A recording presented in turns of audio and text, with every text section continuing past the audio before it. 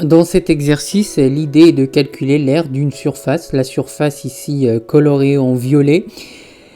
Alors, la surface ici n'est pas une forme géométrique bien classique, un carré, un rectangle ou un triangle, donc on ne peut pas utiliser de formule, mais on va utiliser une méthode qui est basée donc sur un procédé aléatoire. Cette méthode s'appelle la méthode de Monte-Carlo.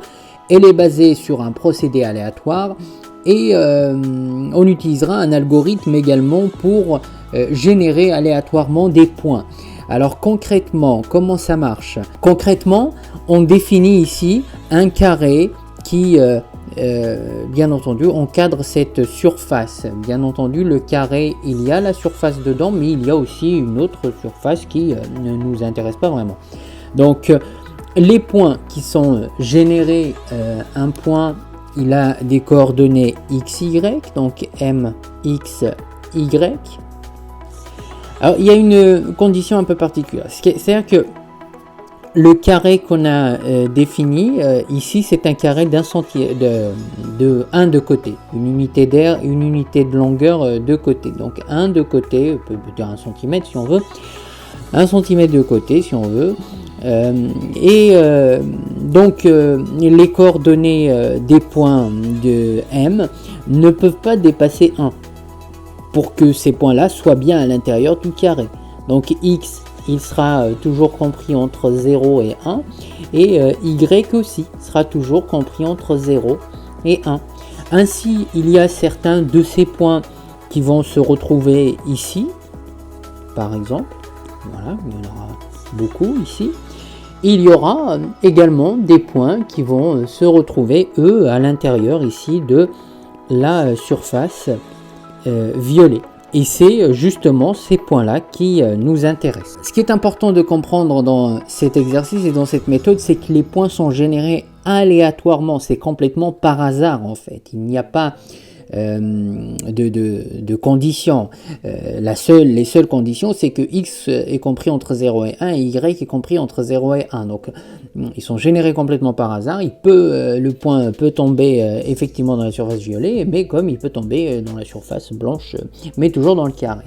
Et donc, comment ensuite obtenir l'aire de la surface violet? En fait, c'est en calculant la proportion des points qui sont à l'intérieur. Et en répétant l'expérience beaucoup de fois, un très très grand nombre de fois, on aura pratiquement couvert tout le carré de points. Et ainsi, on va juste prendre la proportion des points qui sont à l'intérieur de la surface violet. Pour cela, en fait, il faut les compter. Il faut les compter, les points qui se trouvent à l'intérieur ici. Une fois qu'on les a comptés, après c'est très simple, on n'a qu'à diviser par le nombre total de points qui ont été générés et on obtient la proportion. Donc si par exemple, je fais juste un exemple qui n'est pas réaliste, on verra après, supposons que je génère 10 points. Bien sûr, 10 points, ce n'est pas du tout suffisant pour donner la proportion. Il faut un très très grand nombre de points, voire des milliers, des dizaines ou des centaines de milliers de points, voire des millions de points qu'on va générer. Plus on a de points, plus on se rapproche en fait de la surface réelle, plus notre résultat est précis. Mais je donne juste un exemple ici avec 10 points. Supposons que l'on ait 6 points, ou 3 points, ou 4 points. Allez, 4 points. 4 points qui sont générés à l'intérieur de la surface violet. Par hasard, bien sûr. Et 6 points qui sont générés à l'extérieur. Donc au total, j'ai 10 points. Donc si je veux connaître cette proportion de points qui sont générés à l'intérieur de la surface violet, ça va être 4 sur 10. 4 sur 10, 0,4 ou 40%. Donc l'aire violet, si on se base sur cet exemple, fait 40% de l'aire totale du carré de 1 de côté. Donc finalement 0,4. D'accord? Si c'est des mètres, ça va être 0,4 mètres carrés. Si c'est des centimètres, ça va être 0,4 centimètres carrés. Donc voilà à peu près, ça c'est le principe en fait. Maintenant, il y a la mise en œuvre. La mise en œuvre se fera avec un algorithme que nous allons programmer aussi en langage Python. Pour le moment, répondons aux premières questions de l'exercice. Alors, on choisit au hasard un point M. de coordonnées x, y dans le carré. Déterminer la condition que doivent vérifier les coordonnées de M pour qu'ils appartiennent à P. C'est-à-dire P c'est la surface. Hein, P c'est la surface. Alors je n'ai pas lu tout l'énoncé, mais l'énoncé est disponible. Vous pouvez le lire comme vous le souhaitez. Donc voilà, je reprends. Donc pour que le point M se trouve à l'intérieur de la surface violet, c'est-à-dire là, ou peu importe, ou là où il y a un point M déjà tracé, il y a effectivement peut-être des conditions. Si on ne repère pas ces conditions, en fait, on ne saura pas justement comment on va différencier un point généré aléatoirement qui sera dans la surface blanche et un point qui est dans la surface violet. Donc il faut reconnaître ces conditions-là, et c'est cette condition-là qui permettra de différencier les points générés dans la surface violet et ceux dans la surface blanche. Donc la condition c'est la suivante. Bon, sur x il n'y a aucune condition, puisque x on voit bien que de 0 jusqu'à 1, en fait il n'y a aucun souci. Pour toutes ces coordonnées là, de 0 à 1, le point peut se trouver dans la surface violet. Alors la barrière, il y a une barrière maintenant qui sera selon y, et c'est celle-ci, c'est cette courbe là en fait. Cette courbe est donnée dans l'énoncé. C'est en réalité, donc ici on dit que la surface colorée, alors je vais reprendre l'énoncé, donc la surface colorée en violet, en fait elle est délimitée par la courbe de la fonction carré. Alors c'est donné en lettres. Hein. La courbe de la fonction carré, l'axe des abscisses et les droites d'équation x égale 0, x égale 1. Ce sont des droites verticales. Les droites d'équation x égale 0, c'est l'axe des ordonnées, x égale 1, c'est ça. Et donc finalement, la courbe, c'est la courbe de la fonction carré. Donc c'est x carré. Et donc pour que le point soit bien à l'intérieur de cette surface violet, il faut deux choses. Il faut que x soit compris entre 0 et 1. Il faut que y ne dépasse pas en fait cette barrière-là, cette barrière qu'on avait tracée tout à l'heure.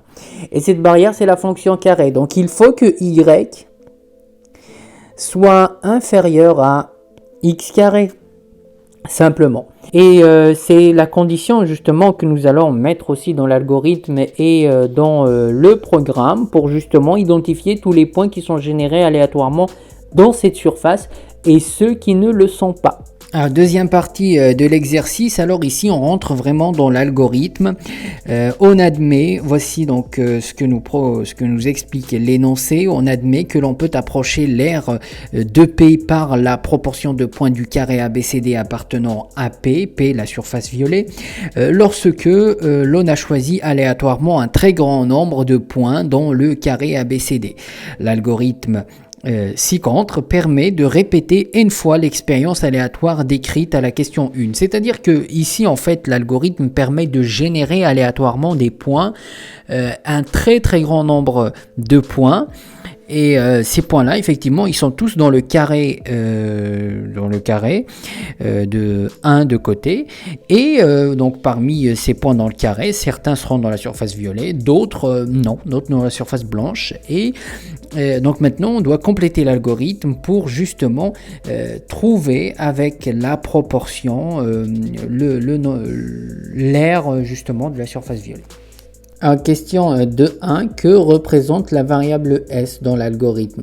On remarque ici dans l'algorithme, la première ligne S ici est initialisée à 0, ensuite on a une boucle pour de 1 jusqu'à N, on effectue en fait le traitement suivant, c'est-à-dire que on génère aléatoirement une abscisse X compris entre 0 et 1, on génère aussi aléatoirement une ordonnée Y compris entre 0 et 1, ces valeurs-là seront stockées dans les variables X et Y, et ensuite ici nous avons ainsi donc une condition, donc si y est inférieur à x carré, ce qu'on avait dit tout à l'heure, c'est à si y est en dessous de cette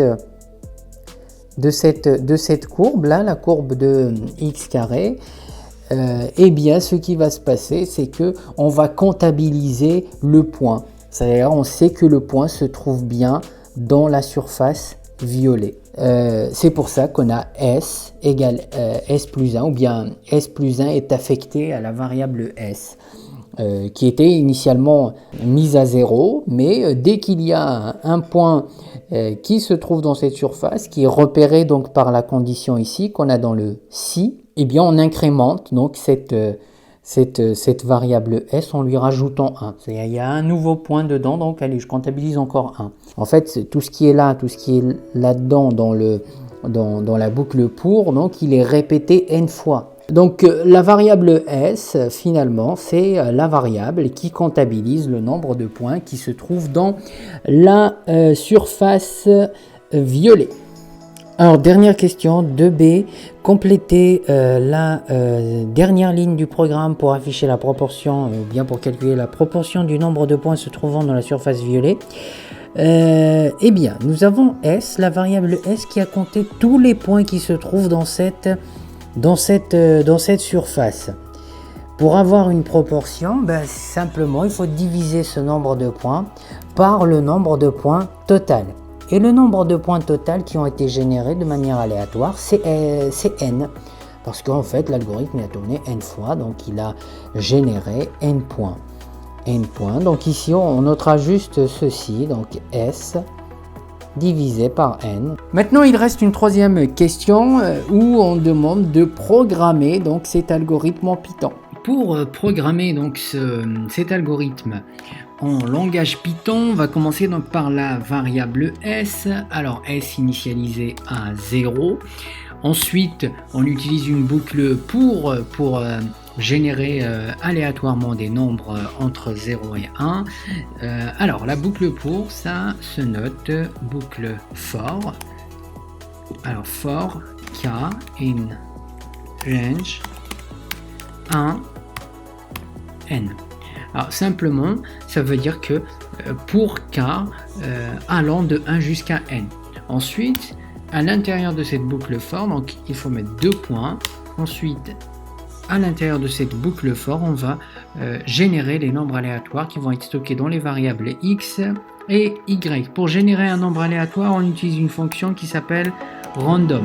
Random, si on ne met pas d'argument dans les parenthèses, en fait, elle va générer aléatoirement des nombres entre 0 et 1. Ensuite, la même chose, donc dans Y, ça sera random aussi, qui va générer des nombres entre 0 et 1 de façon complètement aléatoire. Alors, il faut faire attention à l'orthographe. Ensuite, on utilise un if, un si. Donc, si Y inférieur à x carré, donc on utilisera ça, if Y inférieur à x carré ça se notera x 2 étoiles 2, ça veut dire x carré. Et ensuite 2 points. Et si donc c'est le cas, ça veut dire que le point se trouve bien à l'intérieur de l'aire violet. Et dans ce cas-là, on le comptabilise. On le comptabilise où? On le comptabilise dans la variable s. Donc on rajoutera à s et on dira que s est égal à la valeur précédente.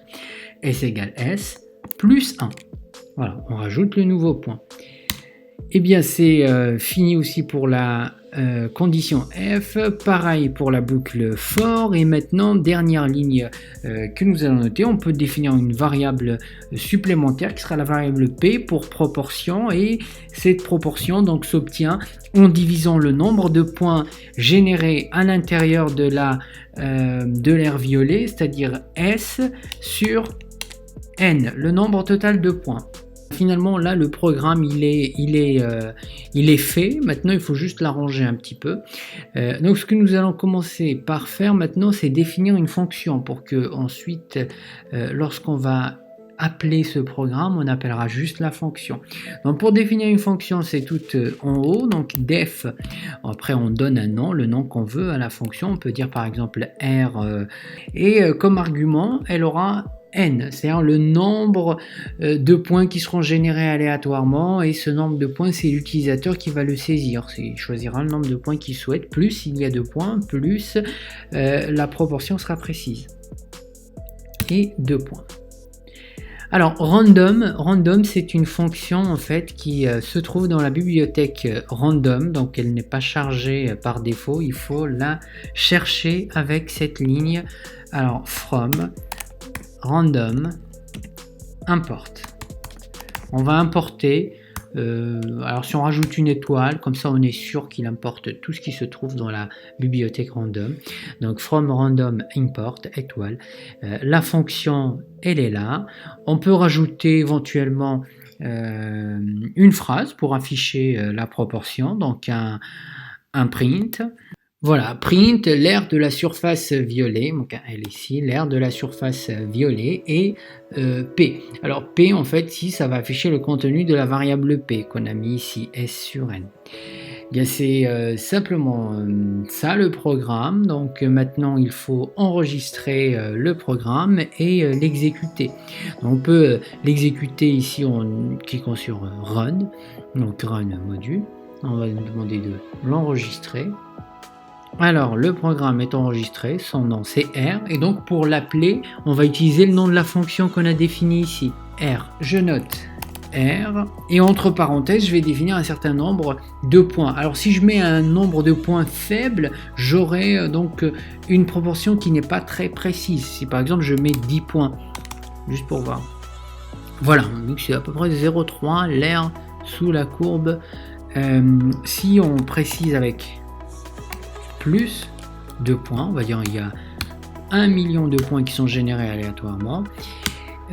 Ici, oui, on obtient donc un résultat plus précis que l'aire de la surface violet et d'environ donc 33% finalement, un tiers de l'aire totale. Pour cet exercice, il est intéressant parce qu'il permet de découvrir finalement cette méthode qui méthode de Monte Carlo qui permet d'estimer une aire en se basant sur un calcul de proportion et également de mettre en œuvre cela par un programme Python qui permet de générer aléatoirement des nombres entre 0 et 1 et d'utiliser une boucle for et une structure conditionnelle if.